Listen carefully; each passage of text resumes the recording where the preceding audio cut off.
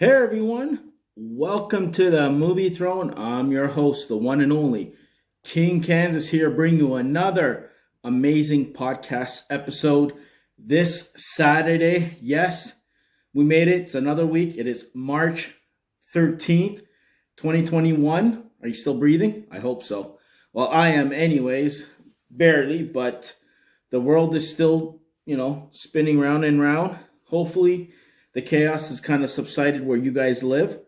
But oh my God, it's been a crazy, hectic year. I can't believe it's been a year already with this lockdown pandemic that we've been dealing with. But I'm not here to talk about that and depress all you guys. I'm here to bring you guys fun. What kind of fun am I talking about? Movies, TVs, the world of entertainment itself. So let's get into the podcast itself. I don't want to waste your time. I don't want to be here forever. So let's get into things, guys. Okay, let's go to my first segment, what I like to call the hot topic of the week. Okay, guys, brace yourselves. First topic that I want to talk about is this whole Kim's Convenience fiasco, if you want to call it that, where apparently the show has been canceled, and it's been canceled abruptly, taking the actors, production crew, camera guys, all those guys by surprise. Apparently the producer slash, runners of the show decided, you know what, we're done with all this. Let's, at the end of the season, we're off to do other better things, leaving everybody pretty much high and dry, including the network. So what are my thoughts about all this, guys? Well, personally, I think it's Mickey Mouse on their part. And I don't mean Disney either. I mean some funny business. I think it's the first time ever that I've seen the showrunners bail out on a production and basically bring a show to its end. Usually it's the studio, the network, something saying, you know what, we don't have enough money, the ratings are not there, and we're done. Kim's Convenience, I'm not going to lie to you guys, I wasn't a big, oh my God, faithful follower. I've seen it here and there, and from what I saw, it was hilarious. The actors all brought it. I enjoyed it. Apparently, the momentum was going higher. It was getting more popular internationally, and then all of a sudden, you cancel the damn show, and you can't blame the actors because, Paul Sung-hyun Lee, I can't even pronounce his name, I apologize. He appeared in The Mandalorian, right? So he did a little cameo as the rebel pilot. And of course, you got a good old Canadian actor. There you go. Simu Liu. He's going to be the lead guy in Shang-Chi. He is the man. So even those guys were taken by surprise, and they're very disappointed. So you can't blame them. Oh, you know what? Their careers are going off and they don't want to come back and do it. He was looking forward to coming back for a season 6. And the way the storyline apparently is going down for season 5, because it's currently in season 5, that it's setting up kind of like a rift between father and son. And they were hoping that it's going to be resolved the following season, because apparently they got greenlit till season 6. And this way now, there's not going to be no reconciliation of any sort, leaving pretty much fans and the actors themselves high and dry. My personal opinion, don't be surprised if there's some sort of movie down the road to kind of fix this situation. That's what I would suggest. Or maybe a Netflix or a Hulu or somebody will pick them up and, do a season on there with new showrunners and everything. But shame on the showrunners. You put all those people out of business. That was the biggest news that I would come across. Yes, there's some Justice League stuff, but it hasn't been confirmed, so I can't really call it news. This has been confirmed. It's a sad day, especially up here in Canada, because they filmed it where my old little neighborhood was.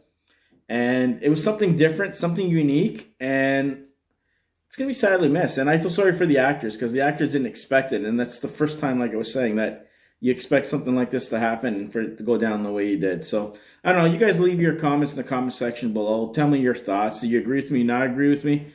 I know, it's pretty cool, pretty sad, surprise. Especially to report on a Saturday morning. You want to be bringing good news, and the world could use good news. And you take away something like this. It's totally stupid, and shame on you, showrunners. You should be ashamed of yourself. But anyways, I can only do so much, guys. King has certain control in the world of entertainment business. I can get my hands and strangle him sometimes, but that's a no-no. Apparently, you have to be nice in Hollywood, and behave yourself. But old school doesn't mean you're old fool. But anyways, sometimes it works, sometimes it doesn't. But that's the hot topic, guys. So that's what I think was newsworthy that I had to bring up front and center and discuss, because it pisses me off. Let's just say that. But I feel for them really bad. I have nothing to do with the show, so I don't know. You guys let me know. If you're fans, what do you think? Give me your thoughts. Keep it clean in the comment section there, Or you know what I'll do? I'll hit that delete and you're gone. But anyways, okay, enough of that. Let's get into my movie reviews. Well, basically, guys, had enough time to watch one movie. And I think one movie was good this week. And the movie I decided to watch finally after 2 years is Once Upon a Time in Hollywood, starring Brad Pitt, Leonardo DiCaprio, Margot Robbie. Those are the main three, but there's a whole bunch more. You got Emile Hirsch, Margaret Qualley, Timothy Olyphant. You got Al Pacino, Julie Butters, Dakota Fanning's in it, Bruce Stern, Luke Perry, and Damaine Lewis, just to name a few. But my God, it was released in 2019. It's 14A, so it's not for the kids. It is about 2 hours and 35 minutes long. So it was kind of a long film. I knew it was. That's probably why I was holding off of, dedicating, sitting on my couch for 2.5 hours to watch something like this. But honest to God, and it's directed by Quentin Tarantino, just in case you don't know all that information. What are my initial thoughts? Did it live up to the hype? I would say yes and no. To me personally, I don't think it was one of Quentin Tarantino's better films. It is in the top tier of his films. I'll tell you that right now. Was it what I thought? Yes and no. But the ending surprised the hell out of me, because if you follow the storyline of the murders that happened in 1969 in L.A., with Sharon Tate. You know how that went down with Charles Manson and the crazy ranch that all his followers were there, and then ends up going and killing some actresses and then going to that house and doing what they did. There was a total spin on the end, which is pretty cool. I bought it because I was expecting one thing, and then something totally happened the opposite. Let's just say that, okay, guys? But a little too long for my liking, okay? It could have been trimmed down to 2 hours, and I think it would have been perfect. There were some boring parts, but it's a slow burn. It starts off slowly and introduces you to Leonardo DiCaprio and Brad Pitt's characters. Leo's the superstar actor, and Brad Pitt is a stunt double. They've known each other for a while, played on a lot of westerns and shows and all that crap, and they're both trying to get back into the business and get into the limelight, because Leo DiCaprio's shining power star, whatever you want to call it, has diminished a little bit. So he's trying to get there. He ends up going to Italy so he can get some of that momentum back. Loves doing westerns. So does Quentin Tarantino, apparently. But pretty awkward, crazy situations. Then the other storyline in it is Margot Robbie's, Sharon Tate's character, with Emile Hirsch and their little bunch, kind of like exploring her, like, getting noticed, getting famous, or, stars shining, big breaks in Hollywood. They kind of like slowly mesh at the end. That's what I'm going to tell you about that. But pretty interesting. Gives you an idea of how the way Hollywood works, the ins and outs. Gives you an idea of the 60s, late 60s, with hippies and the stereotypes against them. And I don't blame them. But it was a free-spirited life, but at the same time, a very dangerous life, especially in LA. And if you're a woman, yeah, crazy shit. But, wow. Realistic. Felt like you were in the 70s. Storyline was good. The ending surprised the shit out of me. Brad Pitt has an amazing dog. I'll just leave it at Boxer. which that scene at the end, the last 15 minutes of this film, you guys are going to go bananas over. It's like go, go, go, go, go.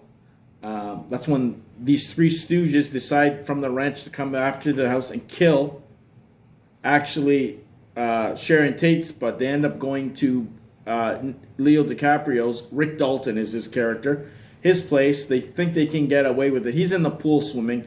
They go inside where Brad Pitt's kind of like stoned out of his mind because he tried some sort of cigarette that he got from this girl who belongs to that ranch. Crazy house, let's just say that. And they literally pull a gun on him. And I'm telling you, that scene, and then we call it Leo's wife comes out. She's an Italian actress, so she's swearing in English. People are going nuts. The dog is attacking people, ripping their hands off, attacking the guy in the groin, going after the girl. He's like bashing heads in, like for a stunt person, he is legit. He's like Chuck Norris, let's just say that. There's even Bruce Lee in it. There's an actor who plays Bruce Lee in it, which is pretty cool. I found that interesting. A little thing between him and Brad Pitt, kind of like, yeah, you think you can knock out Cassius Clay? Muhammad Ali, guys. And he literally tosses Bruce Lee into the car. So whether that's true or not, I don't know. I don't think so. I think it's just added in the movie. But little scenes like that, and then there's a scene with Leo. Leo is an emotional actor. Like, he cries and everything. It's so funny. And he meets up with this 8-year-old girl, which is phenomenal. She did such a good job acting beside Leo. Gave him a run for his money on filming one of his Western sets. He's making a guest appearance there, where Timothy Oliphant's character is. But he plays, I think, James Stacy or something like that. I think he's an upcoming star or whatever. But it leads them going into the thing. Oh, shit, let me mention that, guys. There's one scene that Brad Pitt drives this girl to the ranch where he gets that cigarette from. And he wants to visit an old friend there, George. And he's like deaf and stuff. So they pretty much took over the ranch. Charles Manson is in charge. And he kind of like, who knows where the hell he is. But he's left these hippies there and brainwashed morons. Let's just say that. And he visits them, and he comes out and he notices a knife stuck in Leo's car because Leo can't drive, so he's basically a chauffeur to him because he got into an accident. Watch it for yourself, you'll get exactly what I mean. And he basically tells the guy, here's the tire, change it. He didn't want to change it. So he walks up to the guy, and he gives him the beating of his life, makes him change the tire, then books it. And then it's funny how some of these guys end up seeing him right where Leo's house at the end, and that's where things go down. Pretty much the three that went in, one booked it because she was scared shitless, ran off with the car. They get their upcomings, they take him out. Leo's bringing out his little flamethrower thing that fries this chick in the pool. So basically, instead of them attacking Sharon Tate's house and killing her like they did in real life and all that crap, it's go check it out for yourself. It's gruesome. They end up going to his house. They met their match. They end up dying. That's the twist of the whole thing because they're supposed to kill the thing and then escape and then get arrested later. Same with Charles Manson. Nothing like that. You just hear Charlie or something. That's all you see or hear about him on the ranch. Dakota Fanning's in it too. She's on that ranch kind of like in charge. And wow, it's just creepy good. A little too long. Actors all brought it. Should it won the Oscar for Movie of the Year? No. Sorry. I agree with that. Jojo Rabbit was a frontrunner, I think, and Knives Out a lot better during that year, but still a good film. My expectations weren't high going to see this, but I wasn't disappointed that I watched it. I think you guys will like it. Check it out for yourselves. Come in the comment section below. Let me know what your thoughts are. Do you agree with me? Was it one of Quentin Tarantino's best films that he came out with? Was it in the middle of the pack, top tier, lower tier? Let me know in the comment sections. But that's my movie review for this week right here on the podcast. So, like I told you guys, leave me suggestions. Tell me what you want to see. And even if you guys, I don't know if you guys checked out my movie wars, check that out. Suggestions. You know where to look us up and find and leave your info. So I can read it and then I can bring you guys content your way. So anyways, enough of that. The next thing I wanted to go or do is what I like to call Throne Nation QC. Questions and comments, guys. So basically, I scour the entire internet for the most popular questions on all the websites, whether it's YouTube, Instagram, Twitter, you name it, the works. I look at it and then I bring it to you guys and I go, you know what? I think I need to voice my opinion on some of those topics. So I go ahead and I do so. So this week it's going to be quite a few.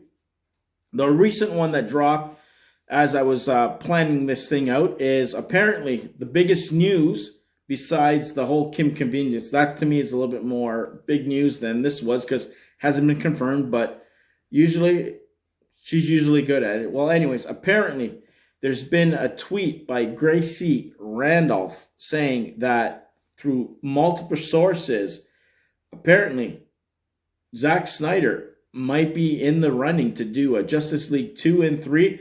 And this is the kicker, possibly Wonder Woman 3 as well. Apparently the higher-ups, the suits in Warner Brothers are happy, or they're very pleased on, I guess, the final cut of Snyder Cut.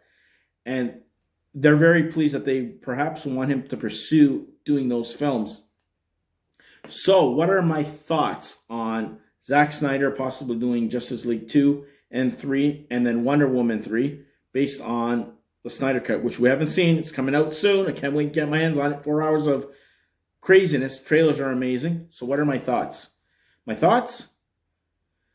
I'm happy. But like I said, I like to see what this Justice League looks like first.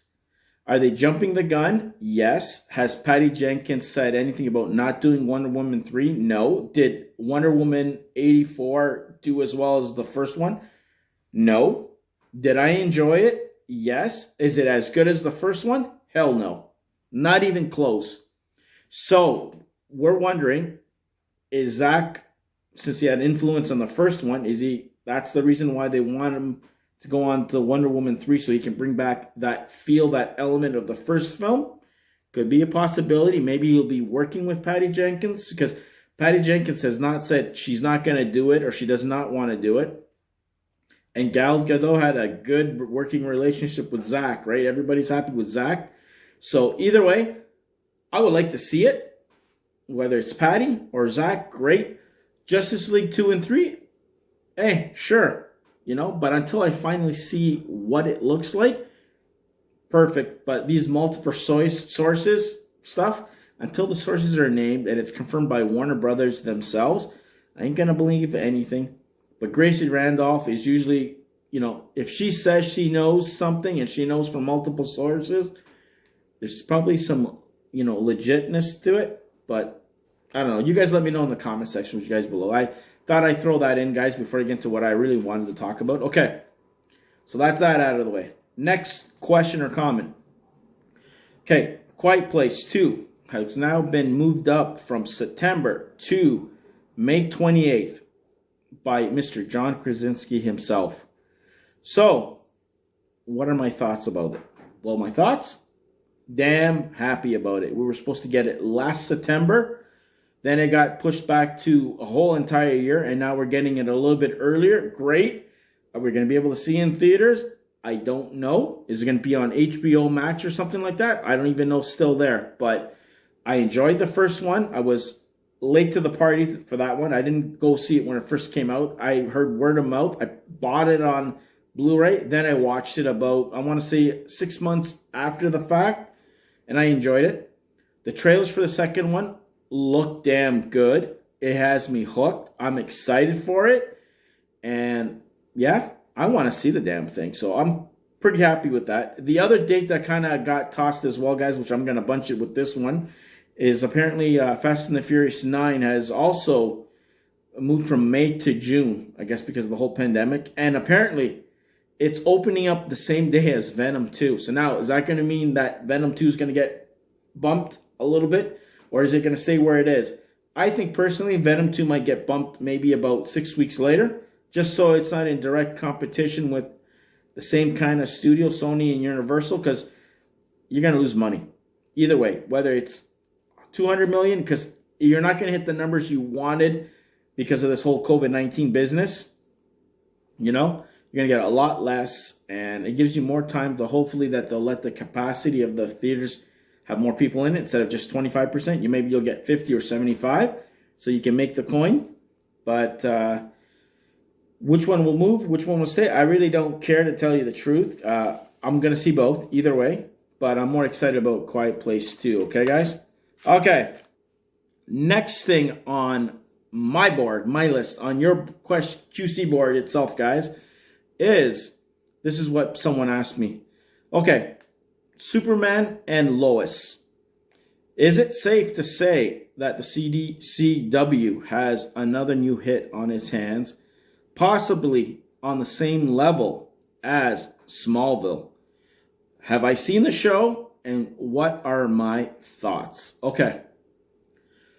I have been watching Superman and Lois now for, I think, 3 or 4 weeks now. So I'm about 3 or 4 episodes in to the season. And honestly, I had low expectations. But I can honestly tell you, I am pleasantly surprised of the series. It's good. Okay, you got your teen drama. They have a different twist on Superman. I actually like the guy who's playing Superman, and that's the thing for me. If I don't like who's playing Lois and who's playing Superman, no. I didn't like when he first appeared in Supergirl. I wasn't too thrilled. He looked kind of cheesy to me, but the way they've been introducing this version of him playing Superman is great. Like all the elements, it's grabbed a little bit from Smallville, a little bit from Lois and Clark, and kind of like put it together, shook it up, and rolled the dice. But I think it's not on the same level as Smallville. Smallville was lightning in the bottle. Are they going to try and capture it again? Perhaps. But for what I'm seeing, it's pretty damn cool. As long as they don't go over the top stupid, it's going to be fine. And even this week's episode that dropped on Thursday was good. Very well written. And the surprise at the end with this female person with, heat ray vision doing something to this other guy who literally was going toe-to-toe with Superman this episode was phenomenal. But very interesting take. I think they're headed in a right direction. I like it. I'm going to continue to follow. I'm going to give it at least one season. Not like Krypton that started off good and kind of like fizzled here and there, and then I lost interest in it. This looks interesting. I'm interested in where they're taking the story.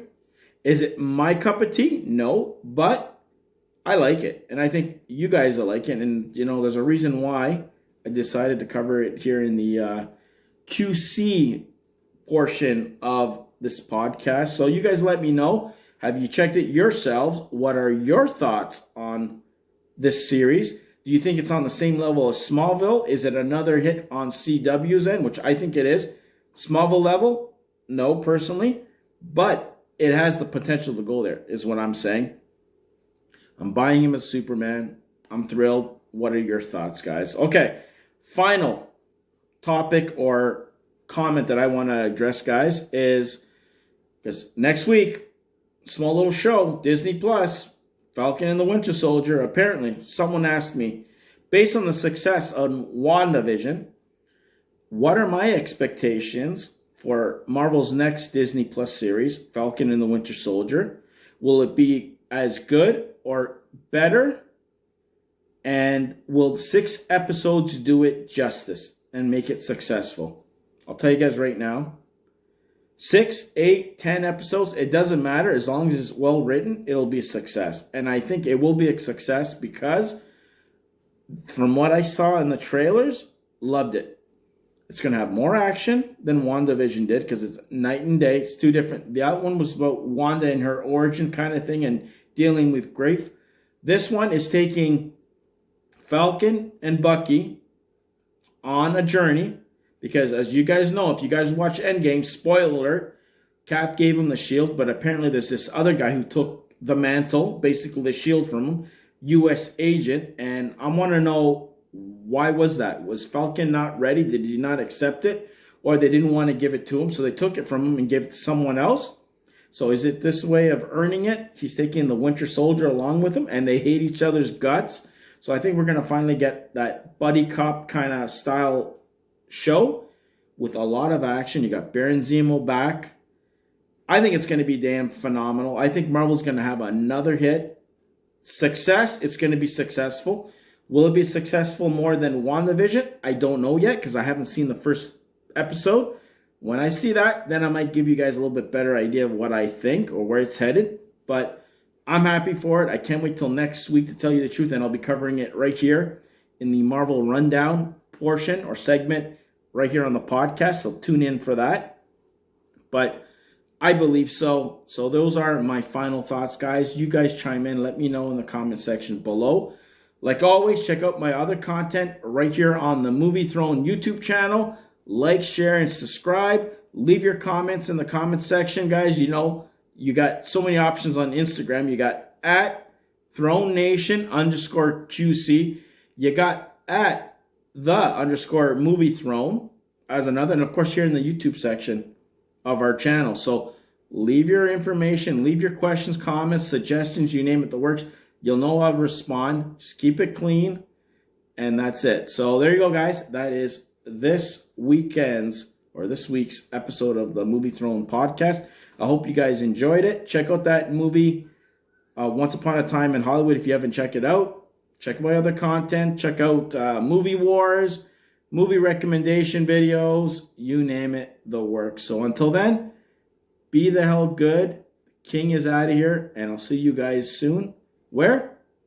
Right here on the Movie Throne. Take it easy, guys.